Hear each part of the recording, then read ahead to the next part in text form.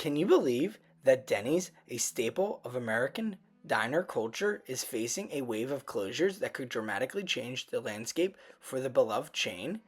While the restaurant is famous for being open 24/7 and its iconic menu items like the Grand Slam breakfast, the chain's future is uncertain as it grapples with declining performance, shifts in consumer behavior, and operational challenges.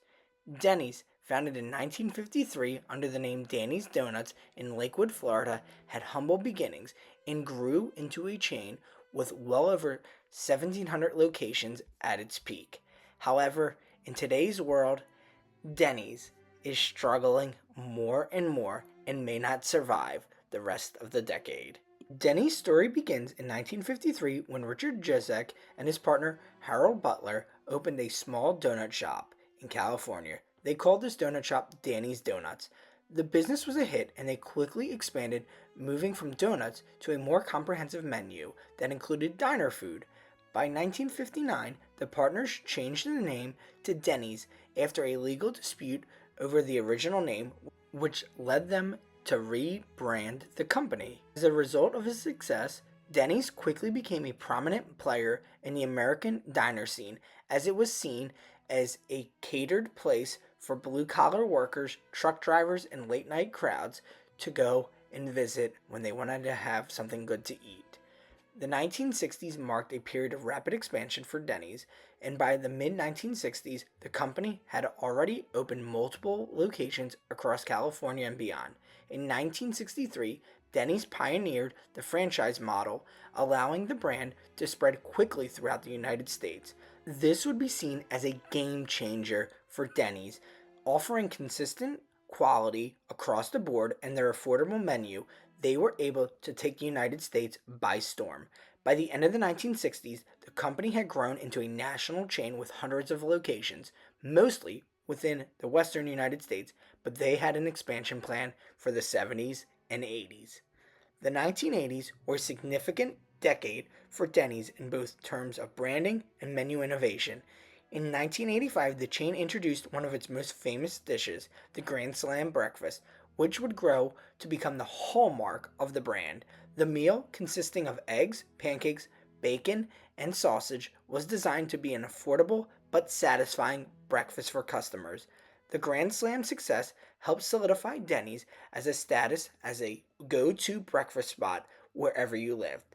Denny's also made a name for itself with its advertising, particularly its catchy slogans like America's Diner.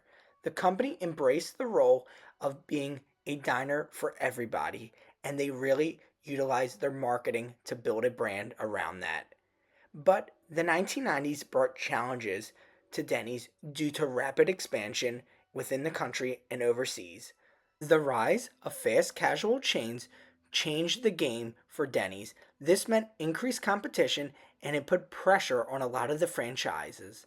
The company also faced legal controversies during this time period as well, including racial discrimination and customer service issues. These lawsuits were some of the largest in fast casual business history and caused the Denny's brand to become tarnished. One of the lawsuits even resulted in around a $60 million settlement over racial discrimination. Though, despite the challenges, Denny's continued to innovate, introducing new menu items and trying to modernize its image. In 1997, Denny's launched its first major rebranding campaign, introducing their brand new revamped look in a much larger range of food options made available at all of their locations.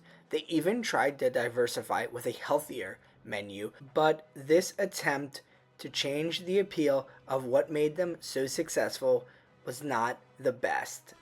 In the 2000s, more significant changes came to Denny's. The chain faced even more competition and rising operational costs, which were hurt by an economic downturn after 9/11. The impact of the 2008 financial crisis years after would even impact them more, causing more Denny's locations to struggle, franchises to struggle, and leading to lower foot traffic for the restaurant. In 2004, Denny's parent company, Denny's Corporation, would even file for bankruptcy. This move was part of a strategy to reorganize its debt and continue operating as a growing concern of locations were closing. After emerging from bankruptcy in 2005, the company refocused its efforts on the customer experience and revamping the menu, trying to once again modernize and lean into the franchisee model, as many of the franchises, though some struggled, many of them were able to come out with success because of their locations and loyal customers. In recent years, we're seeing a struggle of Denny's once again, as more and more fast casual independent restaurants have popped up and more breakfast places with higher quality food have popped up. Denny's continues to struggle. And Denny's also has not done its best with modernizing. In 2016, Denny's made waves when they introduced a series of modernized, brighter diner designs with more contemporary aesthetics. However, it really didn't work for the Denny's brand. Once again, a classic brand trying to rebrand into something new did not work as they expected. In 2022, Denny's would go out to acquire Kiki's Breakfast Cafe, a fast casual breakfast chain that had a strong following in Florida, to try to help revamp its branding and bring the company back, as they saw many customers going to places like First Watch, which became publicly traded. Denny's saw this as an opportunity to build in one of First Watch's biggest competitors into their brand portfolio. But this only brought more challenges.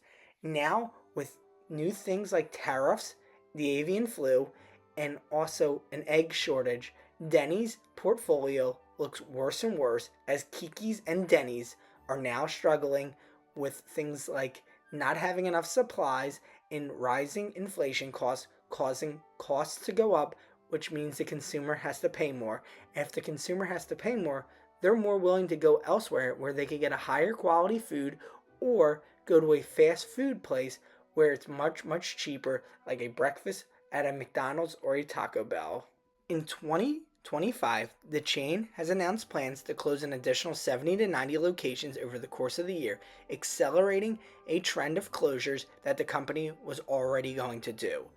They have also really leaned into the fact that NVIDIA was founded in a Denny's restaurant, which many are saying is not the best thing you want for a breakfast chain to do. Rather, they should be focusing on building their brand and redeveloping for a new audience.